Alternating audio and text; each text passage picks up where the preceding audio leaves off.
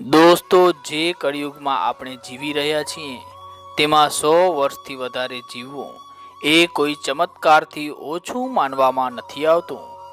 જૂની પેઢીઓને છોડી દઈએ તો બહુ જ ઓછા લોકો એવા હોય છે જે પોતાના જીવનમાં 100 વર્ષ પૂર્ણ કર્યા હોય, અને આમાંથી જે લોકો સારા હોય છે તેઓ તો આનાથી પણ ઓછી ઉંમરમાં જ આ સંસારને અલવિદા કહી દેતા હોય છે. અને તમે પણ એ કહેવત તો સાંભળી જ હશે કે ભગવાન સારા લોકોને જલ્દી બોલાવી લે છે, પરંતુ તમે ક્યારેય એ વિચાર્યું છે કે આવું શા માટે થાય છે? શું કારણ છે કે મનથી સાફ અને બીજાની ભલાઈ કરનાર લોકો પાપી લોકોની તુલનામાં મૃત્યુને જલ્દી પ્રાપ્ત થતા હોય છે? આજના વિડીયોમાં આપણે આ જ પ્રશ્ન વિશે વાત કરીશું. તો મિત્રો, નમસ્કાર અને સ્વાગત છે આપનો ફરી એકવાર ધાર્મિક વર્લ્ડ પર. દોસ્તો, ધર્મ કોઈ પણ કેમ ન હોય, બધાયમાં એ બતાવવામાં આવેલ છે કે જેણે પણ આ ધરતી પર જન્મ લીધો છે તેની મૃત્યુ નિશ્ચિત છે.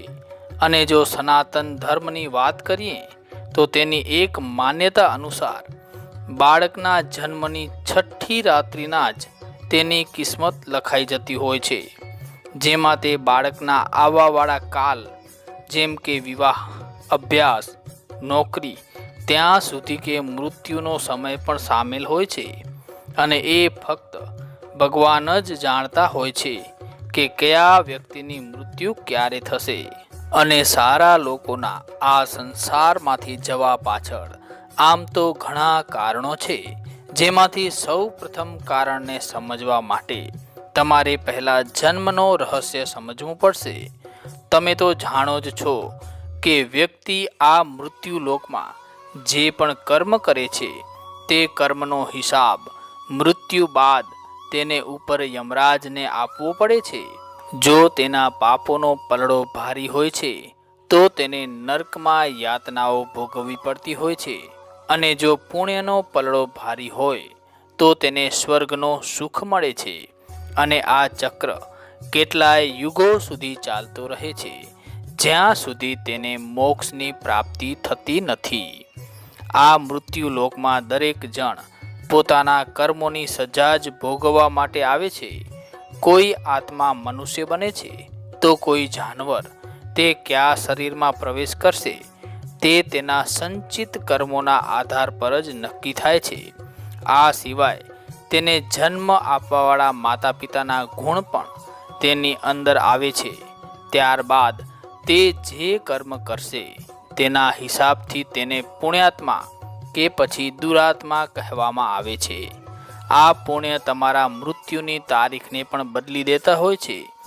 જેવી રીતે એક ન્યાયાધીશ જેલમાં રહેવાવાળા કેદીના વ્યવહારને જોઈને તેની સજા ઓછી કરી આપે છે, ઠીક એવી જ રીતે ભગવાન પણ જુએ છે કે મનુષ્ય મૃત્યુલોકમાં ગયા પછી સારા કર્મો કરી રહ્યો છે અને તેને તેના કર્મોની સજા મળી ચૂકી છે, અને તેમને લાગે છે કે હવે તેને મૃત્યુલોકમાં ન રહેવું જોઈએ.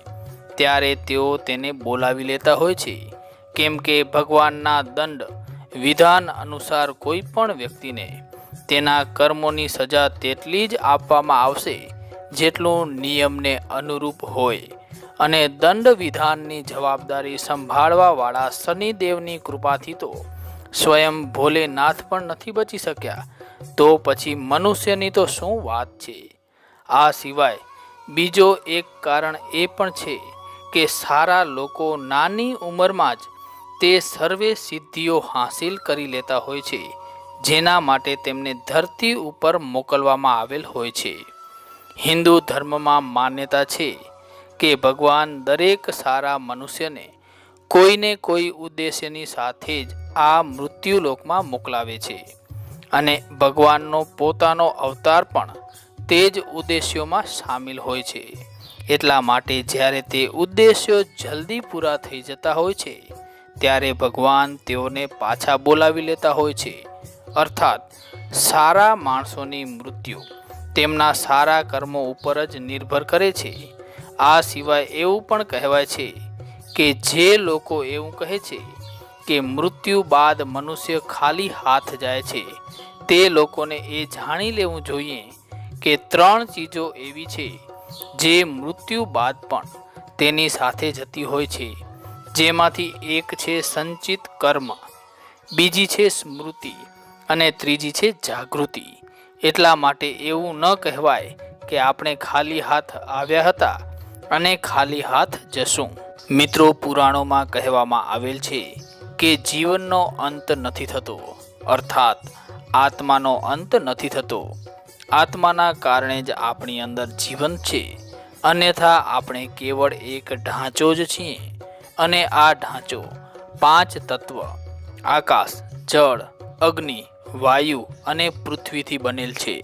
એટલા માટે જ્યારે શરીર ક્ષીણ થઈ જાય છે અથવા તો કોઈ મનુષ્યની અવધિ આ સંસારમાં સમાપ્ત થઈ જાય છે તો શરીર નષ્ટ થઈ જાય છે, પરંતુ આત્મા ક્યારેય મરતી નથી.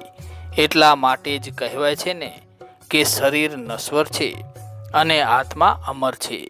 આત્માને મૃત્યુ પછી તેના પાછલા જન્મોમાં કરવામાં આવેલ કર્મો અનુસાર ફળ પ્રાપ્ત થાય છે. એવું માનવામાં આવે છે કે લાખો યોનિઓમાં જન્મ લીધા પછી મનુષ્ય જન્મ મળે છે અને મનુષ્ય જન્મ પણ આપણને સારા કર્મોના આધારે મળે છે. એટલે કે એ વાત તો સ્પષ્ટ છે કે પાછળના જન્મમાં આપણે કંઈક તો સારા કર્મો કર્યા હશે, જેના પરિણામ સ્વરૂપે આપણને આ સંસારમાં મનુષ્યના રૂપમાં જન્મ મળ્યો છે. પરંતુ આ યાત્રા અહીં સમાપ્ત થતી નથી. મનુષ્ય યોનિમાં જન્મ લીધા બાદ આપણને અહંકાર થાય છે કે આપણાથી ઉપર કોઈ નથી, આપણાથી વધારે શક્તિશાળી કોઈ નથી. આપણે સ્વયંને સંતુષ્ટ કરવા માટે કંઈ પણ કરી શકીએ છીએ અને કંઈ પણ કરવા માટે સ્વતંત્ર છીએ, પછી ભલે તે દગો કેમ ન હોય.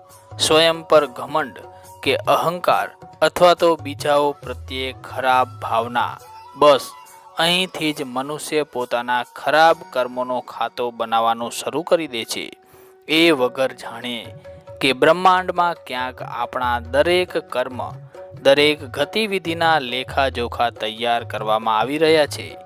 આને આપણે એમ પણ સમજી શકીએ કે આપણા દ્વારા કરવામાં આવેલ દરેક સારા કે ખરાબ કર્મનો રેકોર્ડ બને છે.